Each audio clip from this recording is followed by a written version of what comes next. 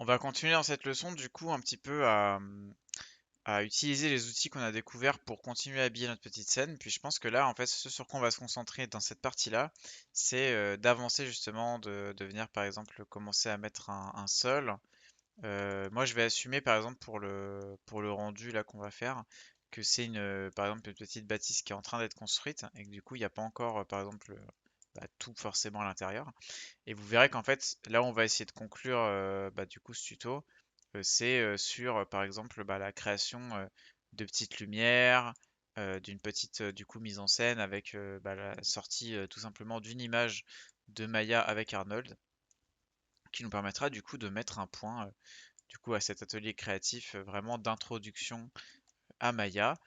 Donc bah là, je vais continuer. Écoutez, hein, on va faire de nouveaux petits meubles. Par exemple, là, ce que je peux faire, c'est je vais faire des petites planches ou des petites cloisons. Du coup, je vais récupérer celles que j'avais déjà construites ici pour les mettre un petit peu sur le côté.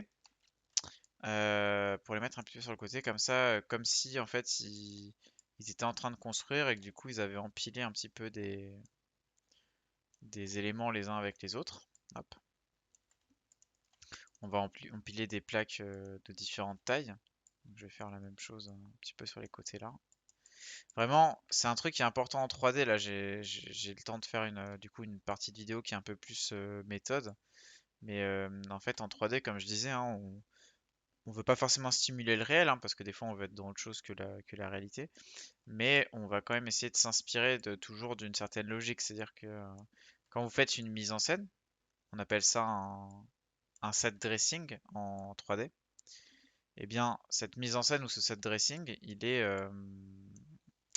doit se construire selon un petit peu voilà, des règles un petit peu narratives, un petit storytelling. En fait, quand vous faites des scènes en 3D, faut que vous réussissiez à faire en sorte de raconter des histoires, de raconter des choses pour que ce que vous faites ait l'air intéressant et vivant. Ce qui n'est pas encore forcément le cas de ma petite bâtisse là, mais on va y réussir. Donc là, vous voyez, je vais venir stocker un petit peu des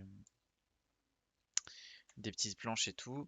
Je pense que là, ce qu'on va faire, c'est que le sol qui est autour ici, on va faire comme si c'était un petit peu de la terre et que du coup, la maison était postée un peu dessus. Donc là, je vais empiler un petit peu des planches et des poutres.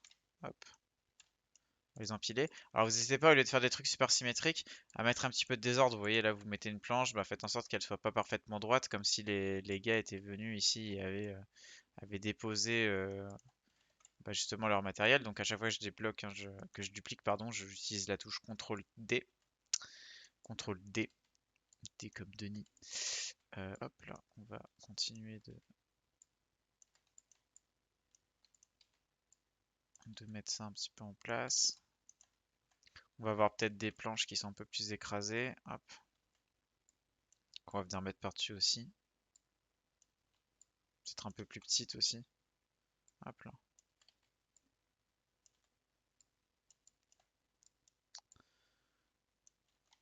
J'espère en tout cas que voilà, cette découverte un petit peu de l'outil et tout vous plaît.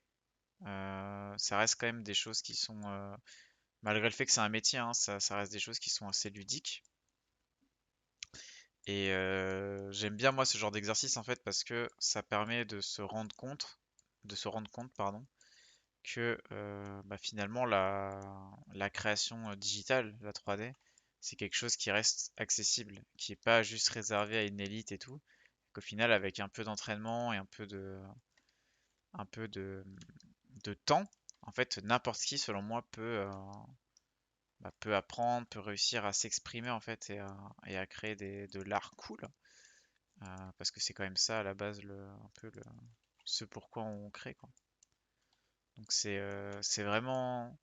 Enfin, j'espère que ça vous plaît. N'hésitez pas, je suis vraiment très friand. Voilà, c'est le tout premier tuto que je poste sur la plateforme tuto.com, donc n'hésitez pas à laisser un peu des réactions et des commentaires. Je les prendrai vraiment à cœur et j'essaierai vraiment de changer ça. C'est vrai que là, je profite un petit peu du petit temps mort de la créa pour peut-être un peu parler aussi de ce que je pense. Je suis peut-être allé un peu vite dans certaines parties, n'hésitez pas vraiment à vous le repasser c'est pour éviter que les vidéos fassent 8000 ans non plus quoi. Alors là, vous voyez, je renomme pas, je suis pas en train de travailler très propre. Normalement, il faudrait qu'à chaque nouvel arbre, vous voyez, je renomme bien arbre ou tri Parce que bah là, ils s'appellent tous P-Cube, donc comme ils s'appellent tous P-Cube, ça peut être un peu compliqué. Après, j'ai pas envie que vous passiez forcément 3 heures à me regarder renommer des objets. Mais là, on va sortir un petit peu cette petite plateforme là en bas, on va lui donner un peu du volume comme ça. Sur la face du général, en fait, on va lui mettre de l'herbe, on va la mettre toute verte. Alors, je vais peut-être créer un vert qui est un peu plus pastel. Enfin, pastel. Un peu différent parce que là, il est un petit peu chimique, on dirait. Il fait pas très naturel. Je vais peut-être plus aller dans ces teintes-là, qui sont peut-être un peu plus. Alors, vous voyez, des fois, vous allez actualiser une couleur et elle va pas s'appliquer direct. Donc, il faut pas de panique, hein, il faut juste venir cliquer un petit peu. Puis voilà, j'ai fait ça deux, trois fois. Vous voyez, je suis revenu dans l'hypershade, je l'ai ouvert, je l'ai fermé. Et donc la lumière, enfin la lumière, le tout a fini par s'actualiser. J'ai peut-être créé un deuxième vert qui est un peu plus sombre. Je vais l'appeler Tree Green. Hop. Et je vais rester ici sur un teint un peu pastel, mais peut-être un peu plus sombre. Voilà. Hop.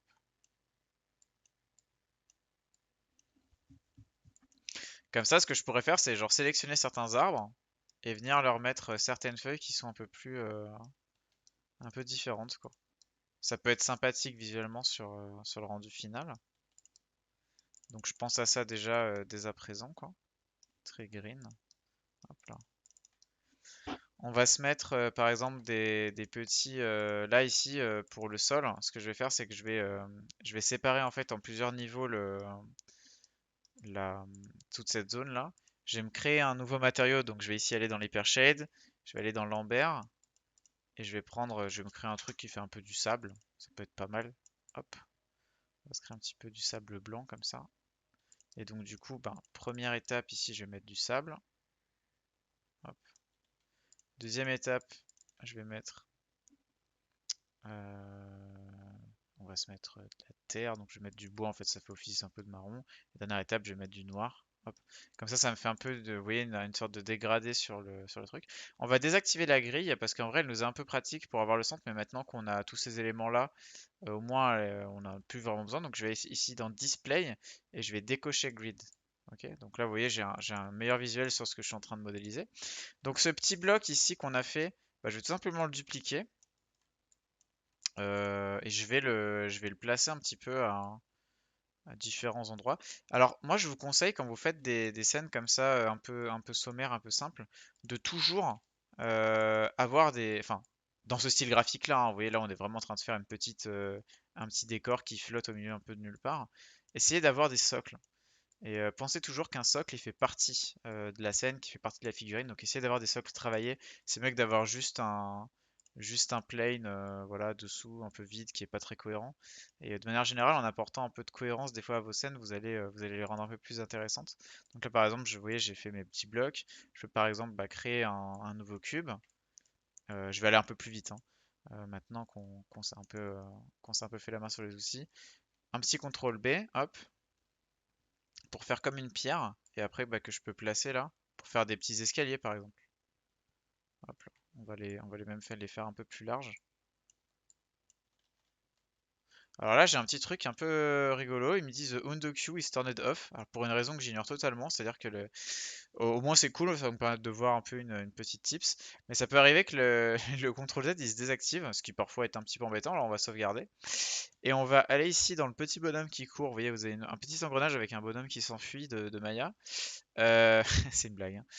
Mais du coup, vous voyez dans Settings ici, vous pouvez en fait tout simplement avoir dans les préférences, pardon, pas dans Settings, vous avez des différents paramètres. Et donc, vous voyez, si je vais dans Undo ici, qui est du coup la paramètre pour faire les CTRL Z, et ben je peux venir ici le remettre sur On parce qu'il était passé sur Off. Et vous voyez que j'ai une queue size de 50. Ça veut dire que je peux enregistrer 50 opérations. Donc là maintenant il est revenu, donc je peux de nouveau faire CTRL Z.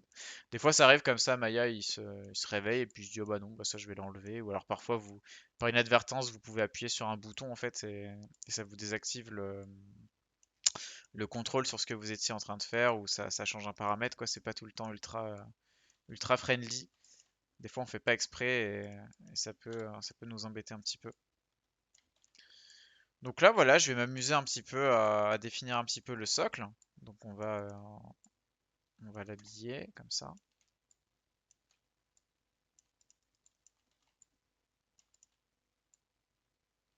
Voilà. Hop, super. Donc là, vous voyez, je fais des petites zones, je me crée un petit chemin. Ce que je vais faire, c'est que je vais créer un tout petit bloc de cailloux. Je vais un peu répartir aussi mes arbres parce que là, tout était un petit peu compact. Je vais prendre de l'espace. Après, vous verrez dans une leçon qui va arriver, là, juste après, on va faire justement bah, carrément une petite, mettre une caméra, voir comment on peut régler ça un petit peu, sa focale, commencer aussi à mettre un peu des lumières dans la scène pour voir ce qu'on fait. Parce que depuis tout à l'heure, en fait, on travaille, on va dire à blanc, c'est-à-dire qu'on devine ce qu'on fait, mais on ne sait pas encore à quoi ça ressemblera vraiment avec de la lumière. Vous verrez on peut très vite avoir quand même des rendus qui sont assez sympatoches, donc c'est cool sur, sur Maya avec notamment Arnold. Donc là, je continue. Ce que je vais faire, c'est que je vais me faire un bloc bleu. Je sais pas si j'en avais déjà fait un bleu. Noir, red, blue, ouais, blue, j'en avais un. Et je vais entourer je vais faire un gros plateau en fait. Oula, là j'ai tout supprimé. Je vais faire un gros plateau comme ça et je vais mettre de l'eau. Hop, voilà. Comme ça, on fera comme si c'était une petite île un peu au milieu d'une petite mer ou d'un petit océan. Et du coup, c'est sympatoche. Hop, on va peut-être mettre un dernier relief ici pour que ce soit cool. Ça rejoint ce que je vous disais sur la petite partie où on faisait un peu les murs et tout. Où vraiment, essayez toujours dans ce que vous créez de mettre du relief en fait. Et de pas avoir toujours des formes trop plates ou quoi. C'est-à-dire que même avec quelque chose de très simple, avec juste des cubes, bah, vous pouvez quand même avoir du relief. Et ça, c'est quand même important. Par exemple, là, les petits pylônes, ils viennent mettre un petit peu de. On les a fait un peu pour se faire la main sur l'outil. Au final, vous voyez qu'on peut quand même trouver des moyens de les utiliser dans la scène. Donc c'est cool. Voilà. On va venir ici. On va venir les positionner. On va faire. Je vais prendre cette version-là que j'ai utilisée pour les escaliers. On va prendre le mode vertex. Vous voyez ici, et on va tout simplement rapprocher les points comme ça.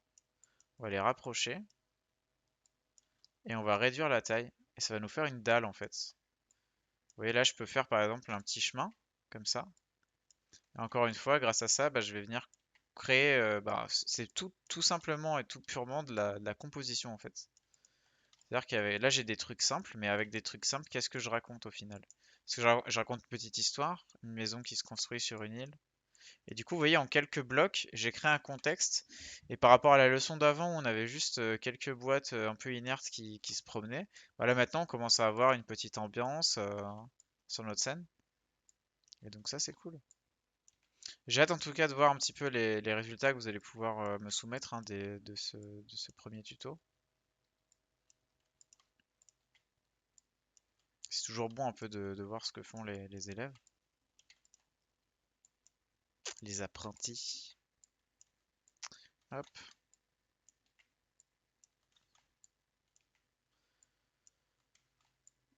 je vais pas en mettre partout non plus parce qu'encore une fois, là, tout réside dans la modération avec laquelle les détails, il faut toujours les disperser avec parcimonie, on va dire. Donc là c'est l'entrée, donc je vais volontairement marquer un petit peu le coup, peut-être faire un petit pavillon, un petit pas de porte, pardon. Hop là, on va voir ça. Hop. Qu'est-ce qu'on va pouvoir se faire? On va pouvoir mettre d'un peu d'herbe. Alors je vais venir ici sur les blocs qu'on avait créés et je vais les fusionner les uns avec les autres ici. Donc je vais juste faire ici un combine. Tac, du coup ils sont attachés. Et je vais venir faire un bevel, donc CTRL B pour bevel. Comme ça je vais mettre un petit peu bah, un petit rebord là qu'on n'avait pas avant. Et donc du coup qui va faire que la lumière elle se répartira un petit peu mieux sur l'ensemble de la scène. Je vais fabriquer des petites touffes d'herbe. Alors on va pas se prendre la tête, on va vraiment faire au plus simple, minimaliste. On va faire des petits cubes, hein, un petit peu bevel, hop, qui regardent vers le haut comme ça, avec bah, une couleur d'herbe. Et on va juste les rentrer. On va même pas s'amuser en fait à s'embêter, pardon, à trop changer leur forme. On va juste plus ou moins les enfoncer dans le sol. Et du coup après, une fois qu'on en a fait 4 comme ça, vous voyez, on peut les dupliquer. Hop, peut-être on peut même combiner tout ça, faire un combine et venir les mettre à différents endroits de la scène pour habiller un peu plus. Ça peut être sympatoche.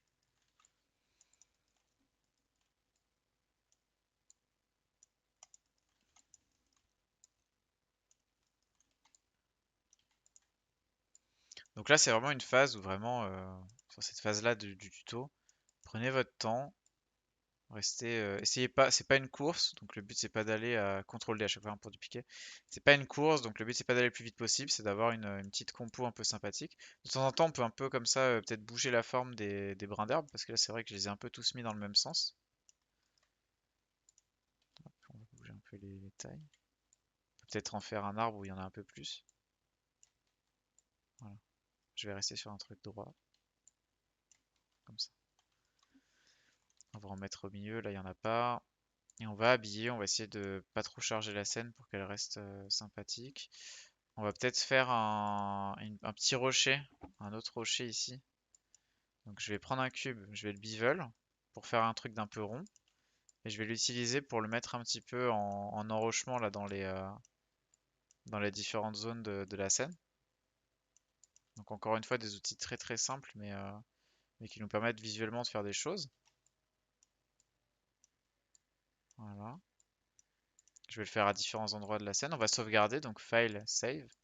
Alors un des trucs qui peut être sympathique, c'est de faire un save scene as. Vous voyez la White House, je vais l'appeler 02. Et du coup, bah, maintenant j'ai la version 02 et la version 01. Ce qui fait que s'il y a une des versions qui est erronée et qui du coup bah, ne fonctionne plus, bah, au moins j'ai un backup. J'ai une porte un petit peu de sortie. Souvent quand vous faites des scènes ou des projets qui sont importants, ça peut être cool de justement sauvegarder en différentes versions ce que vous faites pour pas risquer de tout perdre. Voilà, c'est vite arrivé quand même une sauvegarde corrompue ou voilà un disque dur qui crame ou un truc comme ça arrive, hein. Donc quand vous faites des projets qui sont importants pour vous ou pour vos clients même, hein, si vous travaillez, si vous êtes professionnel, ben faut essayer d'avoir bah, des sauvegardes de ce que vous faites de vos données quoi. Alors en 3D des fois ça pèse un petit peu son petit poids, mais c'est pas forcément très grave. Ça pèse son petit poids, mais c'est parce qu'il y a beaucoup de données quoi.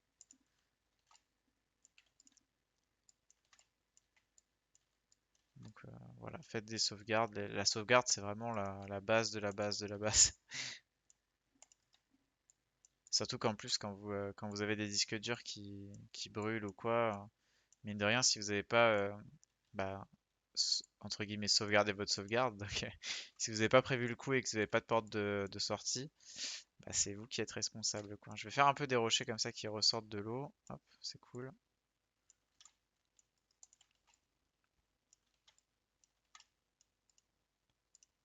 Voilà.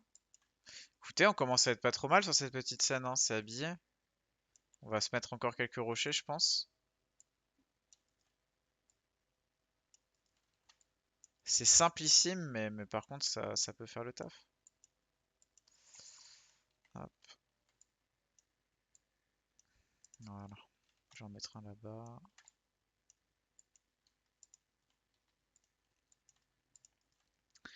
On a une petite maison qui se construit. Je vais peut-être... Vous voyez, là, ici, j'ai un tas de bois. Le tas de bois, je vais peut-être le dupliquer un petit peu.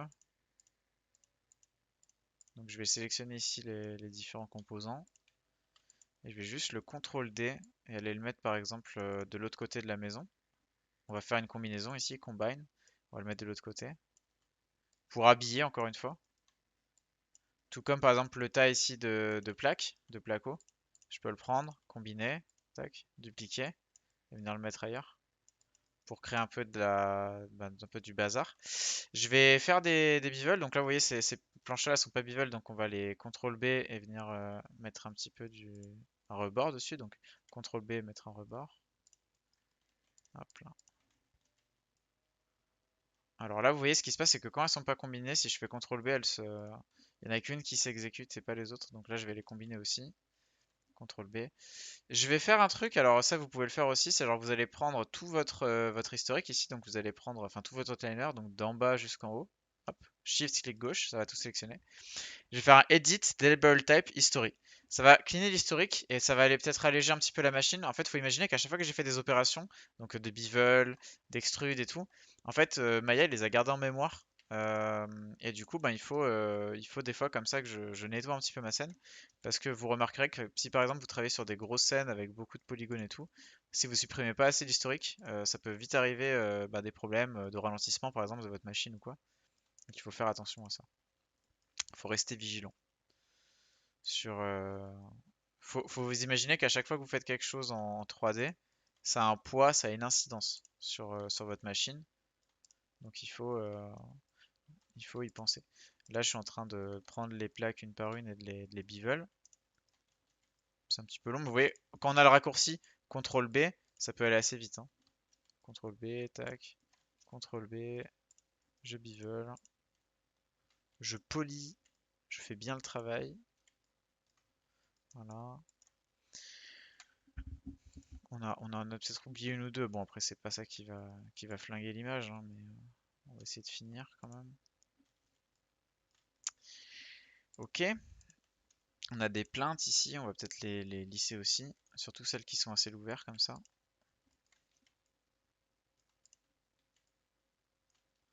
Voilà. On a ce cube qu'on va conserver parce que finalement il est là depuis longtemps, donc il a gagné un peu sa place dans la scène. Donc on va le mettre dans un coin là-bas, en rouge même. Voilà. Hop. On va dire que c'est un pouf, qu'on peut s'asseoir dessus. Voilà, comme ça. Et puis, ben, je pense qu'on arrive sur une petite base et que je vais commencer un petit peu à clôturer cette leçon. Et on va aller sur la dernière leçon, enfin une des dernières leçons en tout cas de notre formation, qui va être du coup qui va être le rendu de notre image pour avoir un premier, notre tout premier rendu ever fait avec Maya. Et du coup, ben, on sera tous contents de l'avoir, je pense. Vous allez voir, c'est assez satisfaisant de sortir sa première image 3D. Ça fait toujours un petit peu plaisir, donc je pense qu'on va y arriver là. On va y arriver. Et du coup, ben, je passe à la leçon suivante.